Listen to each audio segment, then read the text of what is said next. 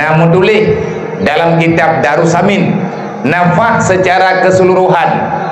yang tanya dalam keadaan sadar ataupun hana sadar, nafah gedayung geberi oleh Allah sebanyak 20 ribu boh nafah. Dalam tiuro di malam padung boh nafah yang tanya tarik tak boleh, tak tarik tak boleh, yang terhitung mendu padung boh geberi oleh Allah menyatanya urang normal mentang sehat, kalau urang tengkak nafah, kalau urang yang kagenang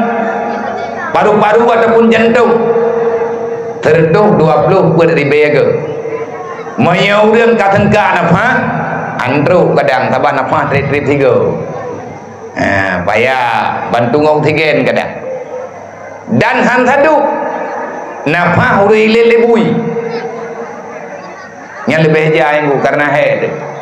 karena dia dari nafah tajam-tajam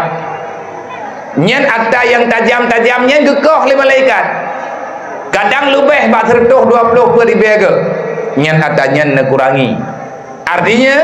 padum sisa jumlah geduduk oleh malaikat yang tukang jaga nafah, yang gebuhnan malaikatnya malaikat mawakil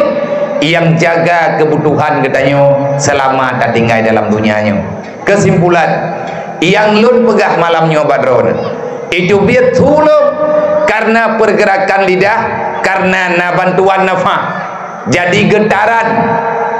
nyo rahmat yang luar biasa. Moyan dan fikir tak fikir sampai dengan lihat mati tu develop hana tatumo kiban cara itu biar tu nyo hiruan nata nak mikir nak kena ade tak tarik nafah yang sama itu biar ada hidung ladung, itu biar abah ladung jut ke kalimat kiban yang tani nyo yang hebat babah sama bergerak tak kelek dah hai kena kajak ile hai baik kajak kenan hai menau hai menan nyan bakmu tukar kena baik kenan nyan dari pas kejadian puan nama cek tak bak tebuh tanya untuk tak kena tanya hana Allah Ta'ala menjadikan itu sebagai kekuatan otomatis. Sawa tukang tarik anak cip nak kerja urang hana anak cip hanya keberapa urang bitu nya hana anak cip dia berita ataupun paneng anak cip olehnya hantruk su menyaurang paneng lidah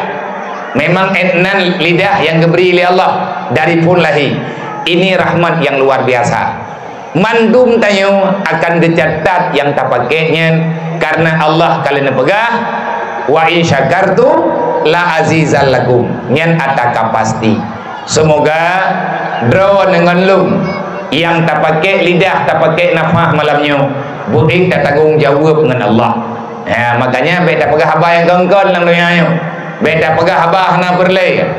beda yang pegah abah yang hana gala Allah lebih-lebih dari haba tanyonya jid kedosa kepada Allah,